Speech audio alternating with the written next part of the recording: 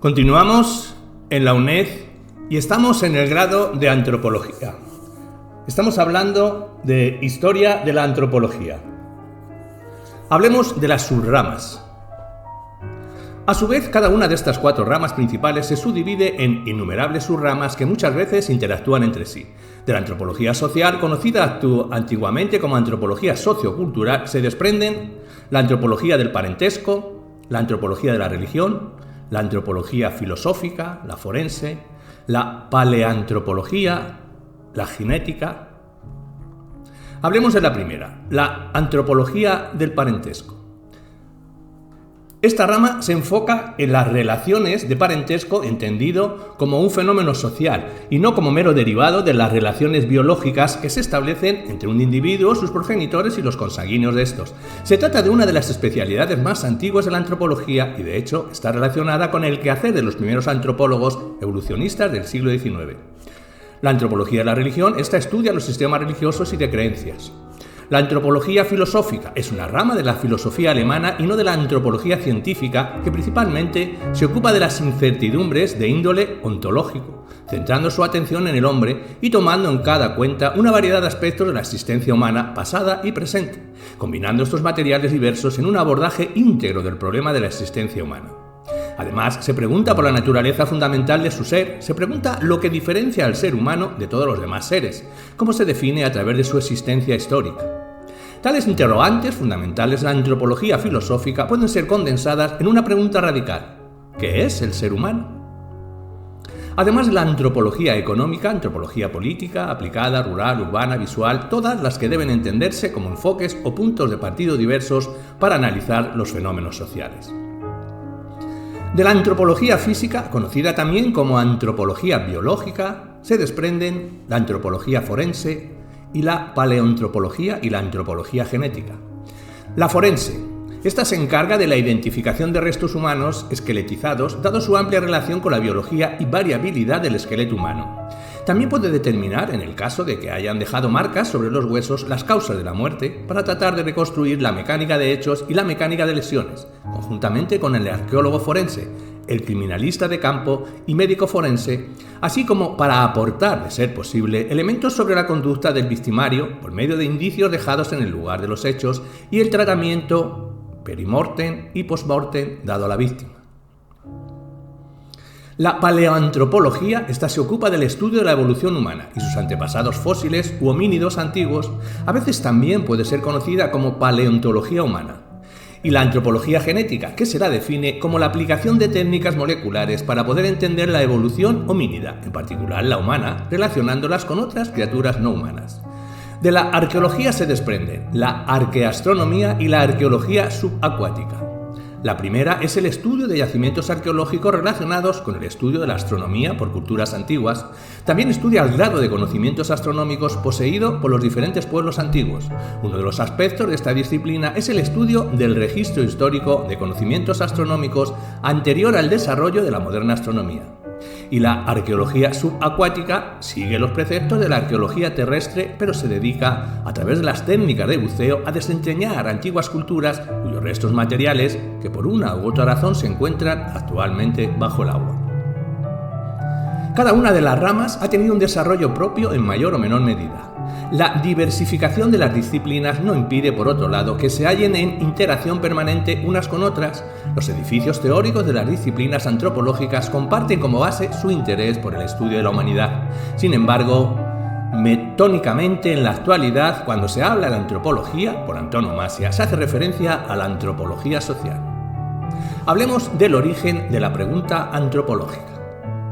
La pregunta antropológica es ante todo una pregunta por el otro, y en términos estrictos está presente en todo individuo y en todo grupo humano en la medida en que ninguna de las dos entidades puede existir como aislada, sino en relación con otro. Ese otro es el referente para la construcción de la identidad, puesto que ésta se construye por oposición a y no a favor de. La preocupación por aquello que genera las variaciones de sociedad en sociedad es el interés fundador de la antropología moderna. Fue de esa manera que para Freud el asombro es el pilar del interés por el otro, Alter, y son las alteridades las que marcan tal contraste binario entre los hombres.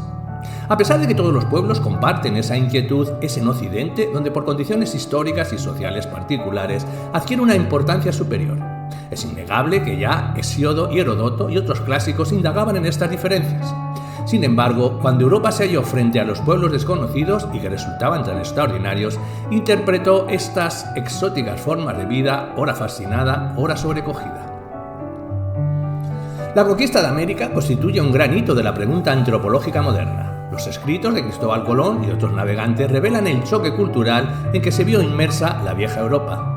Especial importancia tienen los trabajos de los misioneros indianos en México, Perú, Colombia y Argentina en los primeros acercamientos a las culturas aborígenes. De entre ellos destaca Bernardino de Sahagún, quien emplea en sus investigaciones un método sumamente riguroso y lega una obra donde hay una separación bien clara entre su opinión eclesiástica y los datos de sus informantes sobre su propia cultura. Esta obra es la historia de las cosas de la Nueva España. Con los nuevos descubrimientos geográficos se desarrolló el interés hacia las sociedades que encontraban los exploradores. En el siglo XVI, el ensayista francés Montaigne se preocupó por los contrastes entre las costumbres en diferentes pueblos. En 1724, el misionero jesuita Lafitau publicó un libro en el que comparaba las costumbres de los indios americanos con las del mundo antiguo. En 1760, Charles de Broch describe el paralelismo entre la religión africana y la del antiguo Egipto. En 1748, Montesquieu publica El espíritu de las leyes, basándose en lecturas sobre costumbres de diferentes pueblos. Ya en el siglo XVIII fue común la presencia de relatores históricos, los cuales, a modo de crónica, describían sus experiencias a través de viajes de gran duración a través del mundo. En este caso se puede citar a Estanislao de la Hoz. El siglo XIX vio el comienzo de viajes emprendidos con el fin de observar otras sociedades humanas. Viajeros famosos de este siglo fueron Bastian, 1826-1905, y Ratzer, 1844-1904. Ratzer fue el padre de la teoría del difusionismo, que consideraba que todos los inventos se habían extendido por el mundo por medio de migraciones. Esta teoría fue llevada al absurdo por su discípulo Frobenius, 1873-1938, que pensaba que todos los inventos básicos se hicieron en un solo sitio, Egipto. En la era moderna, Charles Darwin y sucesos históricos como la Revolución Industrial contribuirían al desarrollo de la antropología como una disciplina científica. Hablemos de antropología moderna. Para el establecimiento de una ciencia que incorporase las teorías filosóficas y los programas generales ya elaborados, serían necesarios ciertos avances metodológicos que no tuvieron lugar hasta finales del siglo XVIII y comienzos del XIX. En esta época se producen las primeras clasificaciones raciales sistemáticas como las de Linneo, 1707-1778, y Blumenbach, 1752-1840. Durante este mismo periodo surgió la lingüística moderna, dominada durante el siglo XIX por la idea de que los idiomas podían clasificarse en familias y que los pertenecientes a una misma familia eran ramas de un tronco común más antiguo. Ello dio lugar al desarrollo de métodos comparativos sistemáticos, con el fin de poder reconstruir el idioma ancestral. Aquí se aprecia Boas posando como la danza caníbal.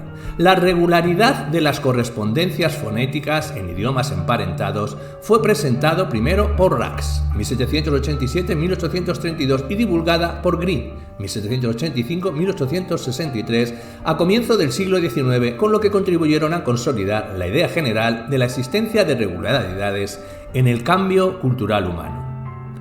Otro tipo de descubrimientos realizados en este periodo ampliaron de manera importante el horizonte temporal del desarrollo humano y otorgaron legitimidad a la idea de un progreso cultural gradual. Por una parte, el desciframiento de la escritura egipcia por Jean-François Champollion, 1790-1832, en 1821 alteró de forma radical las ideas tradicionales acerca de la edad del hombre. Posteriormente, a mediados del siglo XIX, el reconocimiento de la validez del descubrimiento de Bouche de Perth, 1788-1868, de utensilios humanos del Paleolítico contemporáneos de mamíferos ya extinguidos. De este modo, la arqueología y las teorías de Darwin concurrían en ofrecer una imagen del hombre como la de un ser sólidamente anclado entre las demás especies animales del pasado y que pasa de ser un antropoide carente de atributos culturales a transformarse en hombre a lo largo de un prolongado periodo de cientos de miles de años.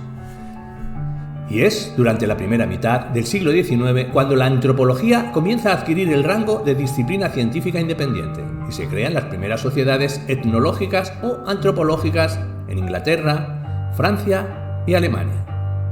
En este último país, la palabra culture adquiere el sentido técnico que revise en la actualidad, término que será posteriormente introducido en el mundo de habla inglesa por Taylor en su obra clásica La cultura primitiva, Primitive Culture, publicada en 1871. En una tan detallada como amplia panorámica de la evolución cultural humana y con una clara exposición de las perspectivas teóricas de una ciencia de la cultura, el libro de Taylor representa una obra fundacional en el desarrollo de la antropología moderna. Hablemos del nacimiento institucional de la antropología. Se considera que el nacimiento de la antropología como disciplina tuvo lugar durante los siglos de las luces, cuando en Europa se realizaron los primeros intentos sistemáticos de estudiar el comportamiento humano. Las ciencias sociales, que incluyen entre otras la jurisprudencia, la historia, la filología, la sociología y desde luego a la antropología, comenzaron a desarrollarse en esta época. Por otro lado, la reacción romántica contra el movimiento ilustrado, que tuvo su corazón en la Alemania, fue el contexto en el que filósofos como Herder y posteriormente Wilhelm Dirkzee escribieron sus obras. En ellas se puede rastrear el origen de varios conceptos centrales en el desarrollo posterior de la antropología. Estos movimientos intelectuales, en parte, lidiaron con una de las mayores paradojas de la modernidad. Aunque el mundo se empequeñecía y se integraba cada vez más, la experiencia de la gente del mundo resultaba más atomizada y dispersa. Como Karl Marx y Friedrich Engels observaron en la década de 1840, que todas las viejas industrias nacionales han sido o están siendo destruidas a diario, que son desplazadas por nuevas industrias cuya introducción se convierte en un tema de vida o muerte para las naciones civilizadas, por industrias que no trabajan solo con materias primas locales, sino también con materias primas traídas de los lugares más remotos. Industrias cuyos productos no son consumidos solo por la población local, sino también por gente de todo el globo. En lugar de las antiguas demandas de consumo satisfechas por la producción del país, encontramos nuevas necesidades requiriendo para su satisfacción productos de lugares y climas distantes. En lugar del antiguo aislamiento nacional y la autosuficiencia, tenemos relaciones en todas las direcciones, interdependencia universal de naciones. Irónicamente, esta interdependencia universal, en vez de llevar a una mayor solidaridad en la humanidad, coincidió con el aumento de divisiones raciales, étnicas, religiosas y de clase, y algunas expresiones culturales confusas y perturbantes. Estas son las condiciones de vida que la gente en la actualidad enfrenta cotidianamente, pero no son nuevas. Tienen su origen en procesos que empezaron en el siglo XVI y se aceleraron en el siglo XIX. Institucionalmente, la antropología emergió de la historia natural, expuesta por autores como Buffon, y definida como un estudio de los seres humanos generalmente europeos, viviendo en sociedades poco conocidas en el contexto del colonialismo. Este análisis del lenguaje, cultura, fisiología y artefacto de los pueblos primitivos, como se los llama en esa época, era equivalente al estudio de la flora y la fauna de esos lugares. Es por esto que podemos comprender a Lewis Henry Morgan que escribiera tanto una monografía sobre la Liga de las Iroqueses como un texto sobre el castor americano y sus construcciones. Un hecho importante en el nacimiento de la antropología como una disciplina institucionalizada es que la mayor parte de sus primeros autores fueron biólogos, como Herbert Spencer, o bien juristas, de formación, como Bachofen, Morgan McLennan. Estas vocaciones académicas influyeron en la construcción del objeto antropológico de la época y en la definición de los dos temas cruciales para la antropología a lo largo de su historia, a saber, la naturaleza del cambio social en el tiempo y del derecho, analizado bajo la forma de parentesco, y los mecanismos de herencia. Dado que los primeros acercamientos de la antropología institucional tendían a extender los conceptos europeos para comprender a la enorme diversidad cultural de otras latitudes no europeas, se incurrió en el exceso de clasificar a los pueblos por supuesto grado de mayor o menor progreso.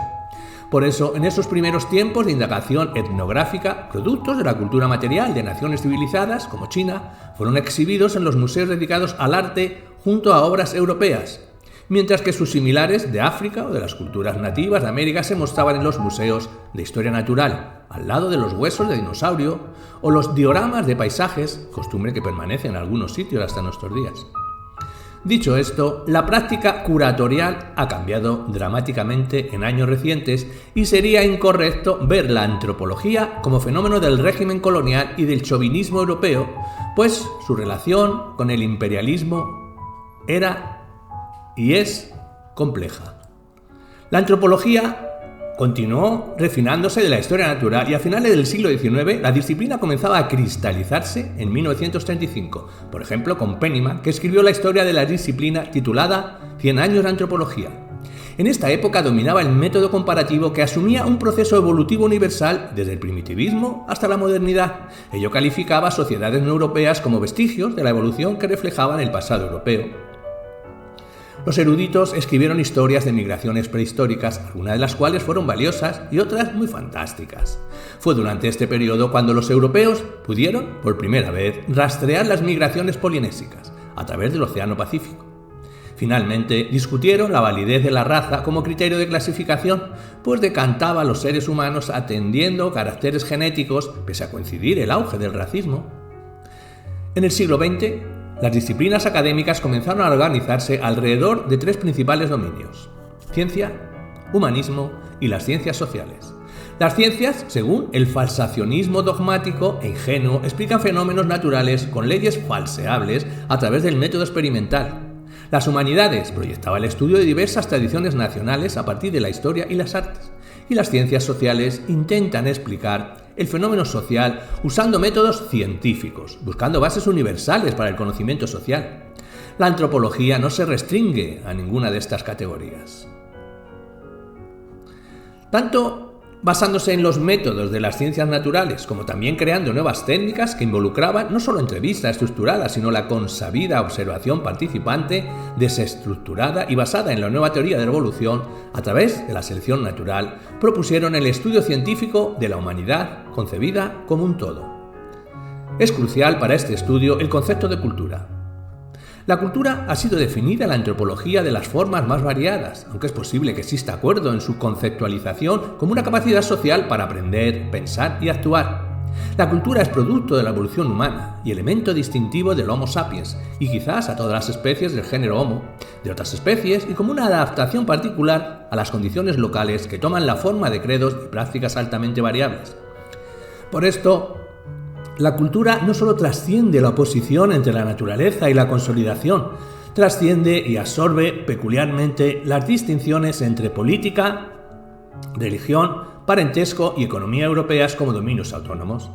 La antropología, por esto, supera las divisiones entre las ciencias naturales, sociales y humanas al explorar las dimensiones biológicas, lingüísticas, materiales y simbólicas de la humanidad en todas sus formas.